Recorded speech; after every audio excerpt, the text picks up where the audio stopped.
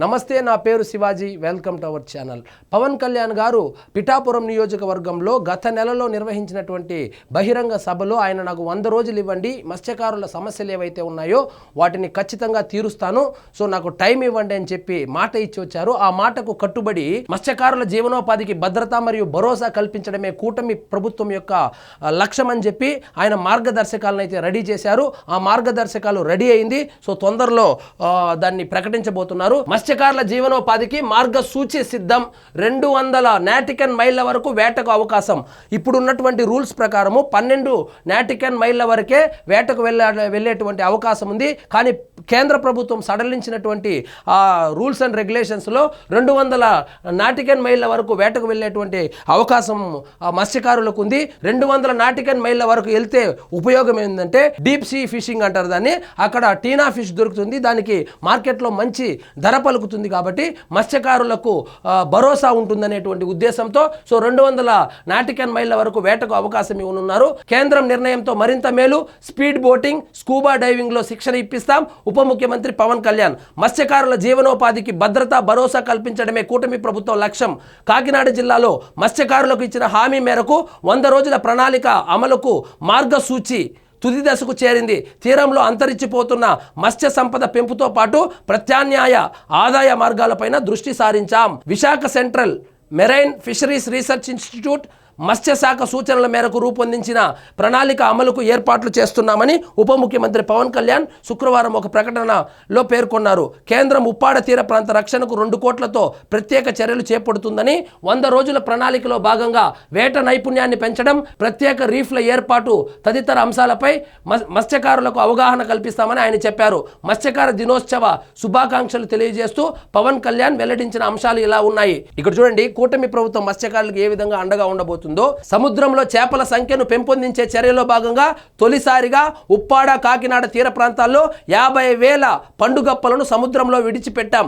భవిష్యత్తులో ఉప్పు నీటిలో పెరిగే టైగర్ రొయ్యల పిల్లలను కూడా తీర ప్రాంతాల్లో విడిచిపెట్టేలా ప్రణాళికలు సిద్ధం చేస్తున్నాం. ఆల్రెడీ 50,000 పండుగప్పలు అంటే అది 1 కేజీ నుంచి 2 కేజీల వరకు ఉంటుంది. సో అది మార్కెట్లో మంచి ధర పలుకుతుంది. సో అది ఉప్పు నీటిలో పెరుగుతుంది కాబట్టి సముద్ర తీర ప్రాంతాల్లో దాన్ని పెంచుతూ ఉంటారు. అలా కాకుండా సముద్రంలోనే పండుగప్పలను అంటే 50,000 పిల్లలను అయితే వదిలిపెట్టారు.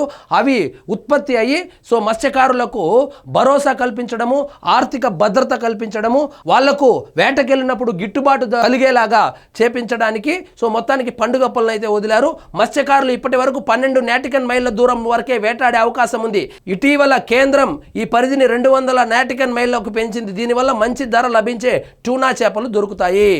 ఇంకోటి, ఉప్పాడ సమీపంలో కొనపాపపేటకు 2 కోట్ల రూపాయలు మంజూరయ్యాయి. ఈ 2 కోట్ల రూపాయలతో కమ్యూనిటీ హాల్ నిర్మిస్తారు. కమ్యూనిటీ హాల్ ఎందుకంటే ఎప్పుడైనా వరదలు వచ్చినప్పుడు, తుఫాన్లు వచ్చినప్పుడు అక్కడ ఉన్నటువంటి ప్రజానికాన్ని కమ్యూనిటీ హాల్లోకి చేర్చడానికి ఉపయోగపడుతుందని 2 కోట్ల రూపాయలతో కమ్యూనిటీ హాల్స్ని నిర్వహించబోతున్నారు.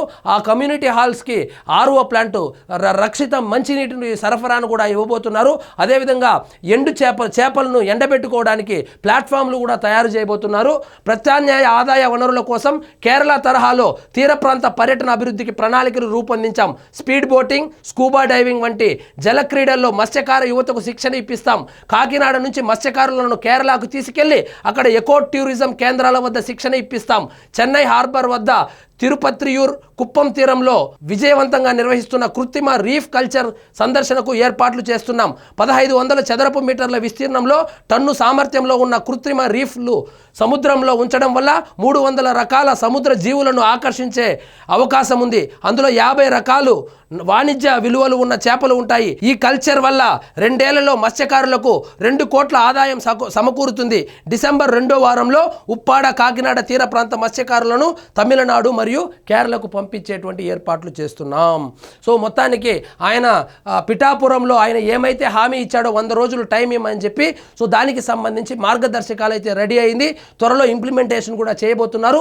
అందులో భాగంగానే సముద్రంలో దాదాపుగా 50,000 పండుగప్పల పిల్లలను వదిలిపెట్టారు. అదేవిధంగా టైగర్ రొయ్య పిల్లలను కూడా వదిలిపెట్టబోతున్నారు. ఎందుకంటే వాటికి మార్కెట్లో మంచి ధర పలుకుతుంది కాబట్టి అది ఉత్పత్తి అయితే ఈ అక్కడ తీర ప్రాంతంలో వేటకెళ్ళేటువంటి మత్స్యకారులకు గిట్టుబాటు వెసులుబాటు అవుతుందనేటువంటి ఉద్దేశంతో ఇదైతే చేస్తున్నారో, అదేవిధంగా స్పీడ్ బోటింగ్, స్కూబా డైవింగ్ లాంటి వాటి మీద శిక్షణ ఇప్పిస్తామని కూడా చెప్తా ఉన్నారు. సో మొత్తానికి ఇచ్చిన మాట నిలబెట్టుకుంటున్నారు. సో కూటమి ప్రభుత్వము ముఖ్య లక్ష్యము మత్స్యకారుల జీవనోపాధికి భద్రత, భరోసా అని ఆయన మరొకసారి స్పష్టం చేశారు. సో ఇదండి ఈరోజు మన టాపిక్. మీకు ఈ వీడియో నచ్చినట్లయితే లైక్ చేయండి, షేర్ చేయండి, ఛానల్ మాత్రం సబ్స్క్రైబ్ చేసుకోవడం మర్చిపోవద్దు.